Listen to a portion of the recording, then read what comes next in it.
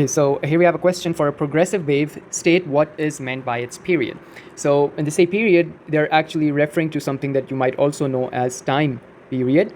And for a wave that is moving forward in time, the time period or the period of that wave is the time it takes to complete one oscillation or one wave, right? So if it's a sine wave, then this is half oscillation, and then the other half is this. And the time it takes to do that is basically known as the time period.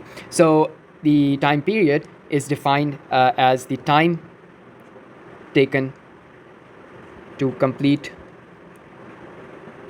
one wave.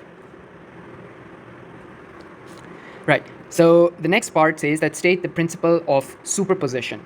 Now, in superposition, what is superposition? Superposition is when you have multiple waves traveling and they tend to overlap each other. So when you put this wave, suppose this is wave 1, this is 2, when you put 1 on 2 or you add them basically together, the resultant wave would have a displacement that would be equal to the vectorial sum of wave 1 and wave 2, right?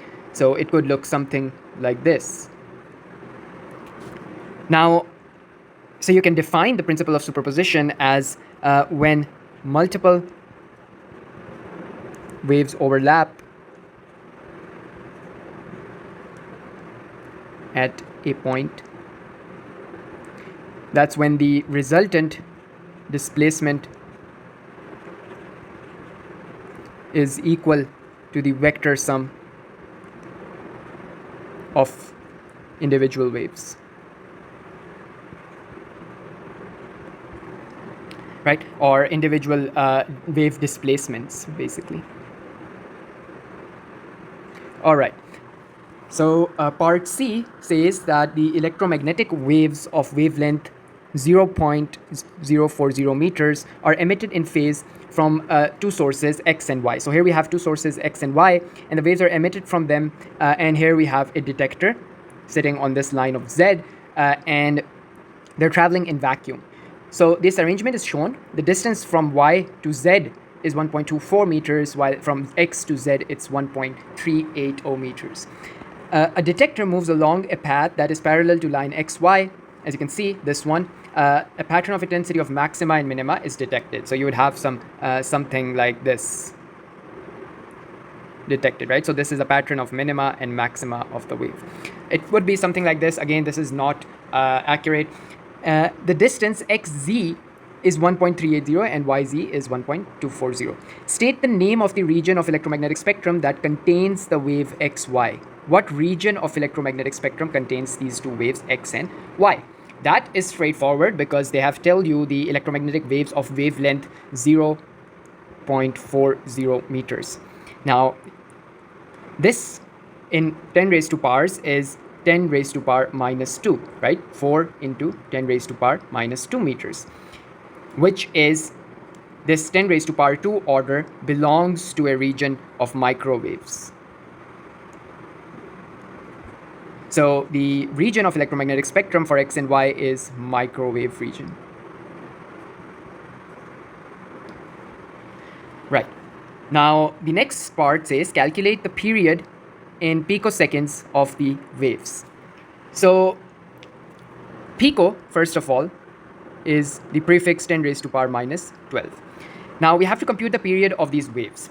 So we know the wave equation that says V is equal to F lambda, and we know that F is 1 over T. So this becomes V is equal to lambda over T.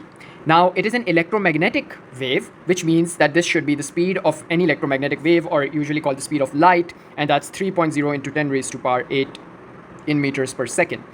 While the wavelength is given in meters as 0.040.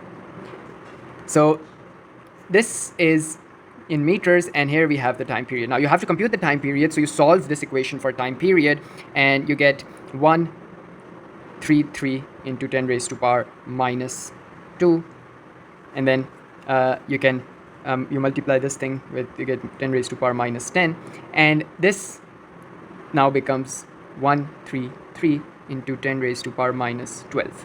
Minus 12, this is pico right? And this was in seconds, so this is picoseconds, and the answer is 133 picoseconds. Next part says show that the path difference between at point z between the waves from x and y is 3.5 times the wavelength, where lambda is the wavelength of the waves. Now we know that path difference is defined as the difference from xz, this path, something like this, and this path, which would mean that the path difference, let me use some delta phi for path difference, is equal to the difference from x to z minus y to z. So that is my path difference. Now, path difference is usually written in terms of n lambda, where n is any number, and that number tells you how many of lambdas, of how many of wavelengths of difference there is between these two paths. So if I go back to this statement, then we'll just write down n lambda for path difference is equal to xz minus yz, and the values from the figure, xz distance was 1.380 meters minus yz is 1.240 meters, and here we have n lambda. So if you do the math, this gives you n lambda is equal to 0.140. And so we know that lambda is 0.040 meters. So if I put this lambda back in this equation, this gives me n is equal to 0.140 and divided by lambda, which is 0.040. And this gives me the value for n as 3.5. So that means n lambda, which is the path difference, is 3.5 for n and lambda. And hence we have shown that it is indeed equal to 3.5 times lambda. The next statement says that calculate the phase difference between the waves at point z. Now, the phase difference is defined as the ratio of the path difference divided by the wavelength of the wave, and this is multiplied by 360 degrees.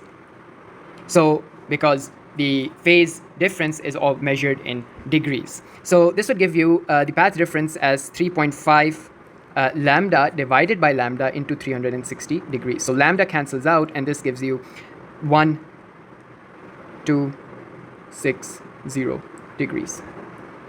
So the phase difference between the two waves is 1260 degrees. The next part says that the waves from x alone have the same amplitude at point z as the waves from y alone. So from the waves that are coming from x only, their amplitude at point z is exactly the same as the waves that are coming from y alone. Now this 1260 phase difference means that they are opposite to each other. So you can they are completely out of phase from each other. Now they're asking to state the intensity of the waves at point z. Now if the two waves are completely out of phase and having the same amplitude, then these waves would superimpose to give a zero resultant amplitude. And if the amplitude is 0, that implies the intensity would be also 0 at point z. So the intensity of the waves at point z is 0. Now, finally, the frequencies of waves from x and y are both decreased to the same lower value. The waves stay within the same region of the electromagnetic spectrum. So that you decrease the frequencies to some lower value, but they're still in that same region, which was the microwave region of the electromagnetic spectrum. Describe the effect of this change on the pattern of intensity of maxima and minima along the path detector. So the intensity, how would that depend on the frequencies of the wave? So if I decrease the frequency, if you look at this equation, v is equal to f lambda, v is a constant speed of light. If I decrease frequency, then lambda has to increase to make sure that v remains a constant. Which means if the wavelength increases, that implies the increase in wavelength implies that the distance between the maxima and minima would increase, right? So this would mean that the distances max and minima increases as the wavelength itself is increasing. So that's basically your answer. You can write that down in words as well.